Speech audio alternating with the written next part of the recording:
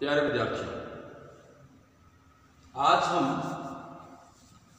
कल जो आपका क्रिस्टलोग्राफी का पोर्शन हमने प्रारंभ किया था उसी को हम आगे बढ़ाएंगे और आज हम चर्चा करेंगे कि जो क्रिस्टल्स हैं उनके ज्यामितीय अवयव या ज्यामितीय तत्व कौन कौन से होते हैं या geometric properties of crystals. Crystals के क्या ज्यामितीय गुण होते हैं या किस प्रकार के क्रिस्टलों के ज्यामितीय रूप से हम किन किन शब्दों का, शब्दावलियों का हम प्रयोग करते हैं, हम उन सब की चर्चा करेंगे। और उसके अंतर्गत हम मुख्य रूप से 4 या 5 जो इसकी प्रॉपर्टी है जियोमेट्रिक, हम उसकी बात करने वाले हैं, जिसमें आपका है face, form, edges, solid angle, interfacial angle. ये 5-6 प्रॉपर्टीज हैं या जियोमेट्रिक जो वर्ड्स हैं उनको हम आज जानने का प्रयास करेंगे कि किसी भी क्रिस्टल का फलक क्या होता है, उसकी आकृति कैसी होती है, क्या होती है, उस क्रिस्टल के एजेस यानी किनारे क्या होते हैं और उनका ठोस कोण कैसा होता है और अंतराफलकीय कोण वो क्या होता है। तो आप सबसे पहले इनको डिफाइन कीजिए। जो क्रिस्टल्स हैं उसको आपने कल भली भांति उसको समझने का प्रयास किया है ना। तो इस क्रिस्टल विज्ञान या ये जो क्रिस्टलोग्राफी है इसमें क्रिस्टलों के अध्ययन को आप सम्मिलित करते हैं। तो क्रिस्टल विज्ञान में क्रिस्टल का अध्ययन सम्मिलित होता है। अधिकांश ठोस खनिजों में उनके परमाणुओं की एक विशेष आंतरिक संरचना होती है। जब खनिज समतल फलकों से आबद्ध हो या घिरा हुआ हो तभी वो क्रिस्टल कहलाता है और वो जो आकृति होती है उसको क्रिस्टलित आकृति कहा जाता है। तो क्रिस्टलित खनिजों में प्रत्येक क्रिस्टल अच्छे विकसित रूप में पाए जाते हैं और यदि खनिज अपूर्ण क्रिस्टलों का समूह हो तो उसे क्रिस्टलीय कहा जाता है। जैसे क्वार्ट्ज या तो क्रिस्टलीय खनिज में कोई निश्चित क्रिस्टल विकसित नहीं होता, परंतु ये अश्रेष्ठ क्रिस्टल कणों के बने हुए होते हैं। जब खनिजों में क्रिस्टलों का पूर्ण रूप से अभाव हो तो उसे हम एमॉर्फस या अक्रिस्टलीय हम उसको बोलते हैं, उसको हम कहते हैं। और एक्सरे के आविष्कार से क्रिस्टल का जो अध्ययन है वो बहुत आसान हो गया है। एक्सरे रेज की वजह से क्रिस्टल किसी भी गैसीय या खनिज द्रव या ठोस पदार्थों के घोलों के जमने से ही बनते हैं। जो क्रिस्टल है वो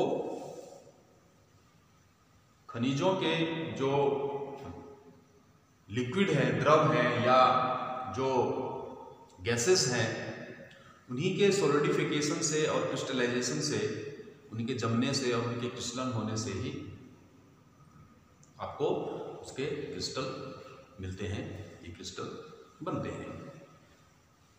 क्रिस्टलों में आंतरिक परमाणु संरचना होती है और परिभाषा के रूप में यदि हम इनको कहें तो क्रिस्टल को आप निम्न प्रकार से परिभाषित कर सकते हैं कि क्रिस्टल वह वस्तु है जो तलों, सामान्यतः चपटे तलों से परिबद्ध होता है तथा वो जो उसके तल या सतह है या जो फलक है वो एक निश्चित व्यवस्था में या निश्चित प्लान में या निश्चित योजना के अंतर्गत वो विन्यासित होते हैं और वो उनकी परमाणुओं की आंतरिक संरचना को वे व्यक्त करते हैं। उनकी आंतरिक परमाणुीय जो संरचना है उसको वो व्यक्त करते हैं। बनते हैं। तो इस प्रकार से आप क्रिस्टलों को परिभाषित आप कर सकते हैं, क्रिस्टलों कह सकते हैं। अब बात आती है कि इन क्रिस्टलों के क्या जियोमेट्रिक गुण हैं या क्या ज्यामितीय अवयव है या क्या ज्यामितीय गुण है। तो 4 या 5 तरह के ज्यामितीय अवयव या ज्यामितीय गुण हैं, जिनमें से सबसे पहले आप देखिए, ये है फेस यानी इसको किसी भी क्रिस्टल का फलक कहा जाता है। फॉर्म यानी क्रिस्टलों की आकृति या जो रूप है वो उसका फॉर्म कहलाता है। उसी तरह से एजेस यानी क्रिस्टलों के जो किनारे हैं वो उसका एज कहलाता है। उसी तरह से सॉलिड एंगल, इसको ठोस कोण कहा जाता है क्रिस्टलों का, ठोस कोण। इंटरफेशियल एंगल यानी इसको अंतरा फलकीय कोण इसको कहा जाता है। और इस अंतराफलकीय कोण को एक संस्पर्शमापी या जिसको कॉन्टैक्ट गोनियोमीटर कहते हैं, उस कॉन्टैक्ट गोनियोमीटर या संस्पर्श मापी से इसको गोनियोमीटर से इसको नापा जाता है। तो सबसे पहले हम बात करें कि किसी भी खनिज का जो फेस है, जो फलक है, वो क्या होता है। फलक को आप कैसे समझ सकते हैं। तो किसी भी क्रिस्टल की सीमा को निर्धारित करने वाली प्रत्येक सपाट और समतल सतह को फलक कहते हैं। एक क्रिस्टल में या तो सब फलक एक समान होते हैं या फिर वे अलग अलग आकृतियों में भी पाए जाते हैं। जब सब फलक या फेस एक समान होते हैं तब उसे समान फलक कहते हैं, और जब सब फलक असमान होते हैं तब उन्हें असमान फलक कहा जाता है। एग्जाम्पल के लिए जो फ्लोरोस्पार है उसमें क्यूब के सभी तल समान गुणों वाले होते हैं, परंतु गैलेना के कुछ क्रिस्टल घन और अष्टफलक के संयोग से भी बनते हैं। जैसा कि आप चित्र में देख रहे हैं, यदि कोई घन है तो उसके सारे के सारे जो कल हमने एक घन आपने बनाया था, उसमें जो 6 फेस होते हैं, वो 6 जो फलक है उसको आपने बनाया था, और वो सारे के सारे एक समान फलक होते हैं। 6 फलक आपने 1 2 3 4 5 और 5वें के पीछे जो छठा है वो आपने देखा।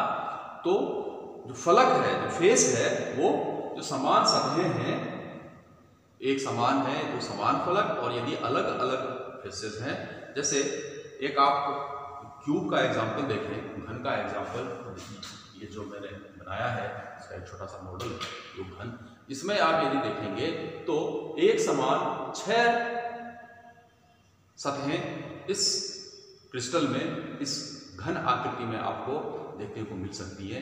यहाँ से यदि देखें तो 1 2 इधर देखें 3 4 5 और 6, ये 6 एक समान सतहें या फलक हैं। तो इसको आप क्यूब या घन के नाम से इसको आप जानते हैं। तो ये फेस कहलाता है। ये है फेस, फलक, जो सपाट सतहें हैं किसी भी क्रिस्टल की, वो इसमें एक समान भी हो सकती हैं और अलग अलग भी हो सकती हैं।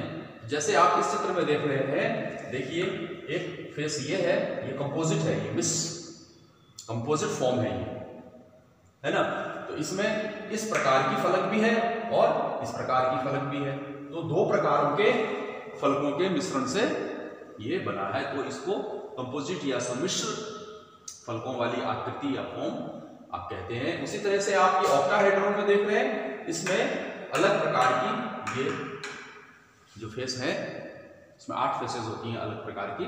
तो ये ऑक्टाहेड्रॉन के नाम से आप इसको जानते हैं, समझते हैं। तो ये इनकी फेसेस या ये फलक इस प्रकार से इनमें दिखाई देती है। तो फलक के लिए, फेस के लिए आप ये कह सकते हैं कि किसी भी क्रिस्टल की जो बाउंड्री है, जो सीमा है, उसको निर्धारित करने वाली प्रत्येक सपाट और समतल सतह को फलक कहते हैं। और जब सब फलक एक समान हो तो उसे समान फलक, और जब भी एक समान न हो तो उसे असमान फलक कहते हैं। जैसे घन है फ्लोरस्पार का, उसमें सभी तल समान होते हैं, परंतु गैलेना के कुछ क्रिस्टल घन और अष्टफलक यानी ऑक्टाहेड्रॉन के संयोग से बनते हैं। अब हम बात करें दूसरी जो जियोमेट्रिक प्रॉपर्टी है वो है फॉर्म या आकृति। जैसे कि आप यह आकृति ब्लैक बोर्ड पे आप देख रहे हैं, तो आप आकृतियों के लिए कह सकते हैं कि क्रिस्टल में सभी समान फलकों के समूह को आकृति कहते हैं। सभी समान फलकों के समूह को आकृति कहते हैं। यदि क्रिस्टल फलकों से परिबद्ध होते हैं, अर्थात क्रिस्टल में केवल एक ही आकृति उपस्थित हो, तो उसे सरल आकृति, और यदि एक से अधिक आकृति पाई जाती हो तो उसे संयुक्त या सम्मिश्रण की आकृति या कंपोजिट फॉर्म हम कहते हैं। अब जैसे इसमें देख रहे हैं एक ही आकृति है फलकों की, लेकिन यहाँ फलकों की आकृति आपको अलग अलग दिखाई दे रही है। ये आयताकार दिखाई दे रही है, तो ये त्रिभुजाकार दिखाई दे रही है।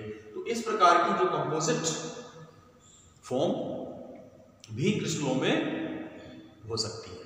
एक समान फलकों वाली भी हो सकती है और एक से अधिक फलकों वाली भी हो सकती है। तो आप ये उनकी आकृतियों के लिए कहेंगे। अब इन चीज़ को आप अच्छी तरह से समझिए, क्योंकि यही क्रिस्टलोग्राफी में यही सब चीज़ें बार बार आपकी रिपीट होने वाली है। जितने भी क्रिस्टल सिस्टम आप पढ़ने वाले हैं, देखने वाले हैं आगे, उनमें इसी प्रकार की जो फॉर्म्स हैं, आकृतियाँ, अलग अलग प्रकार की आकृतियाँ हैं। ये तो हमने ब्लैक बोर्ड पे 2-3 ही बनाई हैं। ये 15-20 तरह की जो फॉर्म्स हैं, जो आकृतियाँ हैं, उन सबके नाम और उनकी आकृतियों को आपको बनाना होगा, देखना होगा। तो इसको कृपया ध्यान से आप देखें। तो ये आप इनकी आकृतियों के लिए कह सकते हैं। कुछ आकृतियां ऐसी होती हैं जो त्रिआयामी स्थान को घेरती हैं, अतः स्वतः ही ठोस क्रिस्टल बना सकती हैं, और इन आकृतियों को आप बंद आकृति या क्लोज फॉर्म कहते हैं। कुछ आकृतियां ऐसी होती हैं जो 3 डायमेंशन स्पेस को घेरती हैं, यानी त्रिआयामी स्थान को घेरती हैं, अतः स्वतः ही ये ठोस क्रिस्टल बना सकती हैं, और इन्हीं को हम क्लोज फॉर्म या बंद आकृति कहते हैं। जैसे घन समुदाय, जैसे ब्लैक बोर्ड पे आपने बनाया घन समुदाय की सभी आकृतियां। कुछ आकृतियां ऐसी होती हैं जिनके फलक या जो फेस हैं वो मिलकर किसी स्थान को घेर नहीं सकते, अर्थात वे अपने आप में क्रिस्टल को निर्मित नहीं कर सकते। उन्हें विवर्त या खुली आकृति या ओपन फॉर्म कहते हैं। जैसे प्रिज्म है, पिनाकॉइड है, वो आगे आप देखेंगे। प्रिज्म और पिनाकॉइड जो फॉर्म्स हैं वो ओपन फॉर्म है, वो खुली आकृति है। इसके बाद तीसरा जो आप इसमें ज्योमेट्रिक प्रॉपर्टीज को देखने वाले हैं वो है एजेस या किनारे। किसी भी क्रिस्टल का एज या किनारा, यानी दो फलक जैसा आप इसमें देख रहे हैं, एक ये फलक जिस किनारे से जुड़े होते हैं, जिस सीमा से जुड़े होते हैं, वो उसका एज या किनारा कहलाता है। दो फेस जिस एज से जुड़े होते हैं, उसको जिस किनारे से या जिस सीमा से जुड़े होते हैं, वो उसका एज या किनारा कहलाता है। तो दो संलग्न फलक जिस रेखा पर आपस में प्रतिच्छेद करते हैं या मिलते हैं या काटते हैं, उसे ही हम क्रिस्टल का किनारा कहते हैं। उसके बाद जो आप प्रॉपर्टी इसकी पढ़ने वाले हैं वो है सॉलिड एंगल या क्रिस्टलों का ठोस कोण। तो सॉलिड एंगल के लिए आप कहेंगे कि क्रिस्टल का वह बिंदु जहां 3 या 3 से अधिक फलक मिलते हैं, उसे उस क्रिस्टल का ठोस कोण कहते हैं। यानी ऐसा किनारा ऐसा स्थान या ऐसा बिंदु किसी क्रिस्टल का जहां आपका 3 या 3 से अधिक फलक, 3 या 3 से अधिक फेसेस जिस जगह मिलते हो, वो उसका सॉलिड एंगल या जो ठोस कोण है वो कहलाता है। जहां उसके 3 या 3 से अधिक फेसेस मिलते हो, वो उसका सॉलिड एंगल या ठोस कोण कहलाता है। इसके बाद आपका आता है इंटरफेशियल एंगल या अंतराफलकीय कोण। जैसा ही इसके नाम से इंगित हो रहा है, फेसेस के फलकों के दो फलकों के बीच का जो कोण है, जो एंगल है, वो इंटरफेशियल एंगल कहलाता है। दो अंतराफलक या दो फलकों पर डाले गए जो लंब है, उन लंबों के बीच का जो कोण है वो अंतराफलक कोण कहलाता है। यानी दो तरह के, मान लीजिए कि और ये दो फेस है, एक फेस ये है, एक फेस ये है, तो इन दोनों फेस के बीच का जो कोण है, जो एंगल है, वो यही इंटरफेशियल एंगल कहलाता है।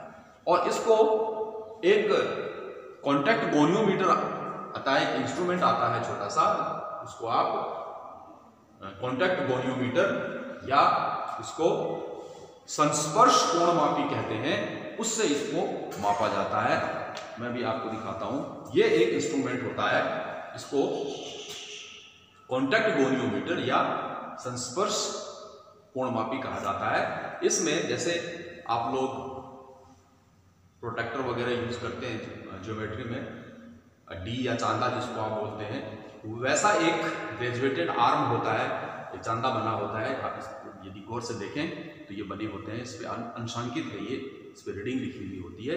और एक दूसरी इसके अंदर एक आर्म होती है जिसमें एक स्लिट होता है और उसमें एक पॉइंटर बना होता है जो उस कोण को मापता है, ये लगा होता है।